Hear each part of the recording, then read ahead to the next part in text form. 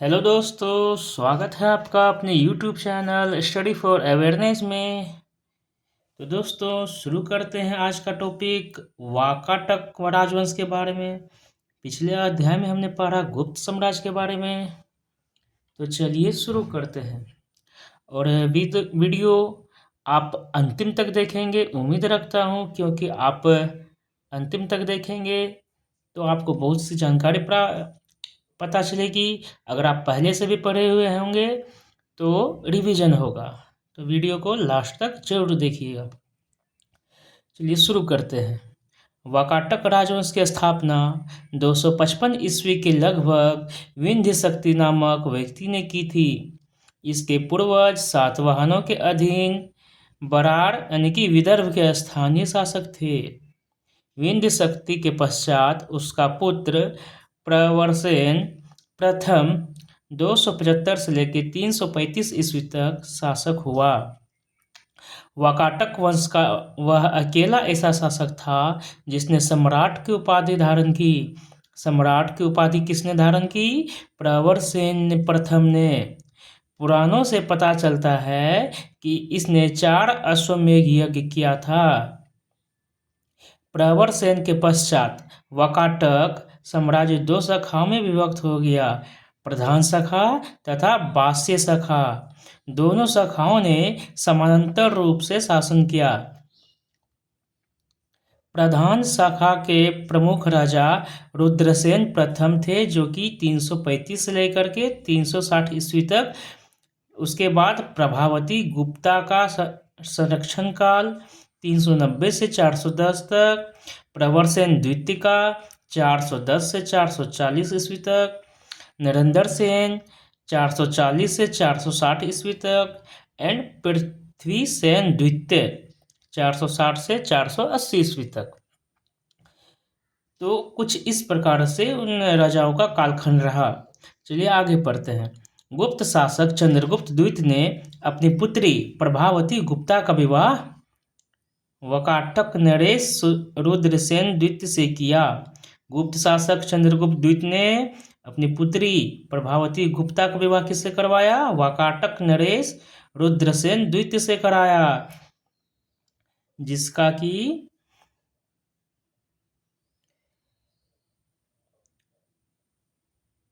कालखंड रुद्रसेन द्वितीय का यहाँ पे नहीं दिया गया है।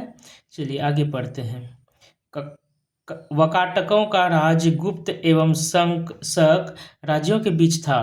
राज्यों पर विजय प्राप्त करने के लिए चंद्रगुप्त द्वितीय ने इस संबंध को स्थापित किया था। विवाह के कुछ समय बाद रुद्रसेन द्वितीय की मृत्यु हो गई। चूंकि उसके दोनों पुत्र दिवाकर सेन एवं दामोदर सेन अवयस्क थे, अतः प्रभावती गुप्ता ने शासन संभाला। यह काल वाकाटक गुप्त संबंध का स्वर्ण काल रहा। प्रभावती गुप्ता के संरक्षण काल के बाद उसका कनिष्ठ पुत्र दामोदर सेन प्रवरसेन द्वितीय के नाम से ही गद्दी पर बैठा। प्रभावती गुप्ता के संरक्षण काल के बाद उसका कनिष्ठ पुत्र दामोदर सेन, क्या नाम था? दामोदर सेन, जो कि क्या नाम था प्रभावती का पति का नाम? रुद्रसेन द्वितीय था। उसी का पुत्र कौन था? दामोदर सेन। चलिए, पृथ्वी सेन द्वितीय वाकाटकों की प्रधान शाखा का अंतिम शासक था। उसके बाद उसका राज्य बसीम शाखा के हरिसेन के हाथों में चला गया। बसीम शाखा के वाकाटक वंश की इस शाखा की स्थापना 330 ईस्वी में सम्राट प्रवरसेन के छोटे पुत्र सर्वसेन ने की थी। उसने वत्सगुल्म नामक स्थान पर एक स्वतंत्र राज्य की स्थापना की। वत्सगुल्म महाराष्ट्र के अकोला जिले में आधुनिक वसीम में स्थित था। वसीम शाखा के प्रमुख राजा सर्वसेन, विंध्य शक्ति द्वितीय, जो कि 350 से 400 ईस्वी तक चला, प्रवरसेन द्वितीय 400 से लेकर 415 तक, हरिसेन 475 से 510 ईस्वी तक चला। हरिसेन वासिम शाखा का सर्वाधिक शक्तिशाली शासक था। यह वाकाटक वंश का अंतिम ज्ञात शासक है। वाकाटक वंश के राजा प्रवर सेन द्वितीय ने मराठी प्राकृतिक काव्य सेतुबंध की रचना की थी तथा सर्वसेन ने हरिविजय नामक प्राकृतिक काव्य ग्रंथ लिखा। संस्कृत की वैदर्भी शैली का पूर्ण विकास वाकाटक नरेशों के दरबार में हुआ। वाकाटक वंश के राजा प्रवर सेन द्वितीय ने मराठी में एक प्राकृतिक काव्य लिखी। क्या नाम था उसका? सेतुबंध। और सर्वसेन ने भी एक ग्रंथ लिखा, उसका भी नाम था हरि विजय। कुछ विद्वानों का मत है कि चंद्रगुप्त द्वितीय के राजकवि कालिदास ने कुछ समय तक प्रवर सेन द्वितीय की राजसभा में निवास किया था। वहां उन्होंने उसके सेतुबंध का संशोधन किया तथा वैदर्भी शैली में अपना काव्य मेघदूत लिखा। वाकाटक नरेश ब्राह्मण धर्मावलंबी थे। वे शिव व विष्णु के उपासक थे। वाकाटक नरेश पृथ्वीसेन द्वितीय के समांतर व्याघ्रदेव ने नचना के मंदिर का निर्माण करवाया। अजंता का 16वां तथा 17वां गुहा बिहार और 19वें गुहा चैत्य का निर्माण वाकाटकों के शासनकाल में हुआ। अजंता का जो 16वां तथा 17वां गुहा है वो बिहार और 19वें गुहा चैत्य का निर्माण वाकाटकों के शासनकाल में ही हुआ है। तो दोस्तों, इस प्रकार हमारा 22वां टॉपिक खत्म हुआ और इसी वीडियो में हम 23वां टॉपिक भी पढ़ेंगे, पुष्यभूति वंश या वर्धन वंश के बारे में। तो चलिए शुरू करते हैं। गुप्त वंश के पतन के बाद जिन नए राजवंशों का उद्भव हुआ उनमें मैत्रक, मौखरी, पुष्यभूति, परवर्ती गुप्त और गौर प्रमुख है। इन राजवंशों में पुष्यभूति वंश के शासकों ने सबसे विशाल साम्राज्य स्थापित किया। पुष्यभूति वंश के संस्थापक पुष्यभूति था। इनकी राजधानी थानेश्वर यानी कि हरियाणा प्रांत के कुरुक्षेत्र जिले में स्थित वर्तमान थानेश्वर स्थान है, वहीं पर थी।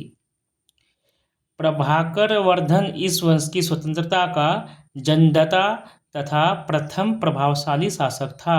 कौन? प्रभाकर वर्धन, जिसने परमभट्टारक और महाराजाधिराज जैसी सम्मानजनक उपाधियां धारण की। प्रभाकर वर्धन की पत्नी यशोमती ने 2 पुत्र राजवर्धन और हर्षवर्धन तथा एक कन्या राजश्री उत्पन्न हुई। उनसे राजश्री का विवाह कन्नौज के मौखरी राजा ग्रहवर्मा के साथ हुआ। मालवा के शासक देवगुप्ता ने ग्रहवर्मा की हत्या कर दी और राजश्री को बंदी बनाकर कारागार में डाल दिया। मालवा के शासक देवगुप्ता ने क्या किया? ग्रहवर्मा की हत्या कर दी और राजश्री को बंदी बनाकर कारागार में डाल दिया। और ग्रहवर्मा कौन थी? प्रभाकर वर्धन की बेटी थी। राजवर्धन ने देवगुप्ता को मार डाला।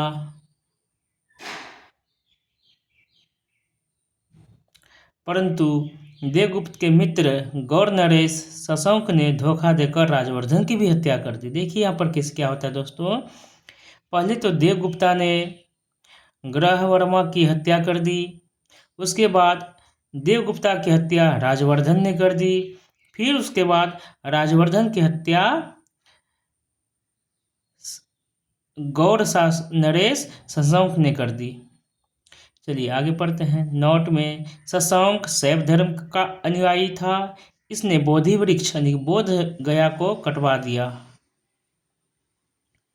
बोधि वृक्ष को किसने कटवाया?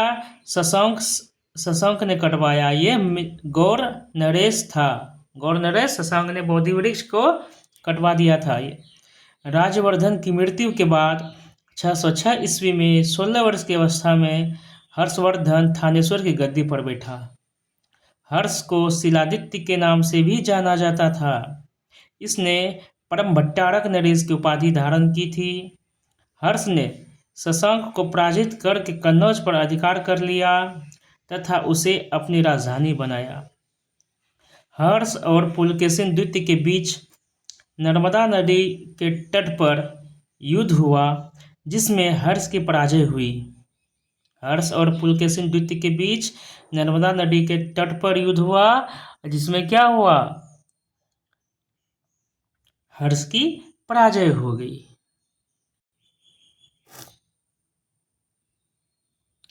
चीनी यात्री वैनसोंग हर्षवर्धन के शासनकाल में ही भारत आया था। नोट: वैनसोंग को यात्रियों में राजकुमार, नीति का पंडित एवं वर्तमान शाक्य मुनि कहा जाता है। वैनसोंग को यात्रियों में क्या कहा जाता है? राजकुमार, नीति का पंडित एवं वर्तमान शाक्य मुनि कहा जाता है। वह नालंदा विश्वविद्यालय में पढ़ने एवं बौद्ध ग्रंथ संग्रह करने के उद्देश्य से भारत आया था। हर्ष 641 ईस्वी में अपने दूत चीन भेजे तथा 643 ईस्वी में एवं 645 ईस्वी में 2 चीनी दूत उसके दरबार में आए। हर्ष ने कश्मीर के शासक से बुद्ध के दंत अवशेष बलपूर्वक प्राप्त किए। हर्ष के पूर्वज भगवान शिव और सूर्य के अनन्य उपासक थे। प्रारंभ में हर्ष भी अपने कुल देवता शिव का परम भक्त था। चीनी यात्री वैनसोंग से मिलने के बाद उसने बौद्ध धर्म की महायान शाखा को राज्याश्रय प्रदान किया तथा वह पूर्ण बौद्ध बन गया। हर्ष के समय में नालंदा महाविहार महायान बौद्ध धर्म की शिक्षा का प्रधान केंद्र था।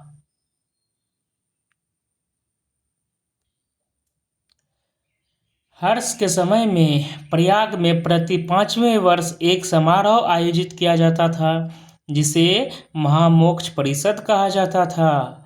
वैनसोंग स्वयं छठे समारोह में सम्मिलित हुए थे। बाणभट्ट हर्ष के दरबारी कवि थे।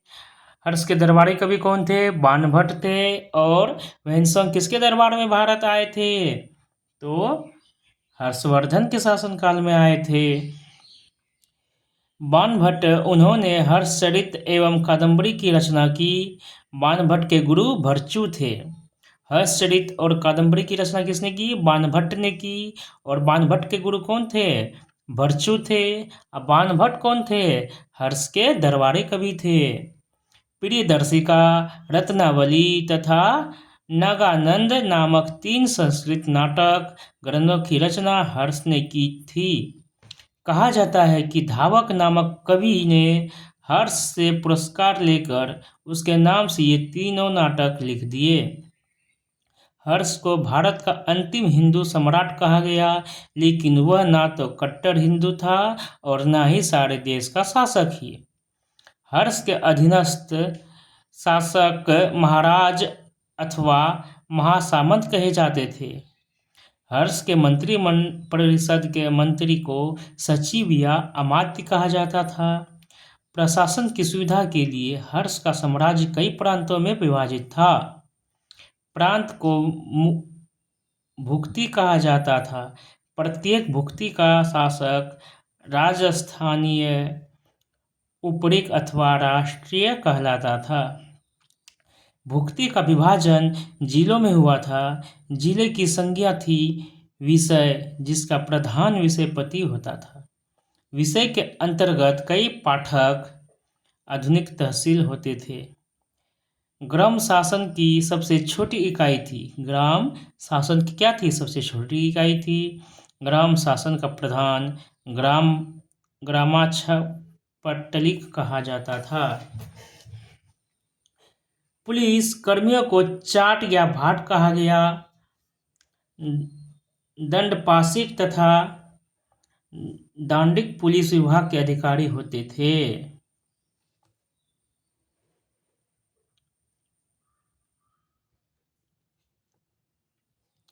अश्व सेना के अधिकारियों को बृहदेश्वर, पैदल सेना के अधिकारियों को बलाधिकृत या महाबलाधिकृत कहा जाता था।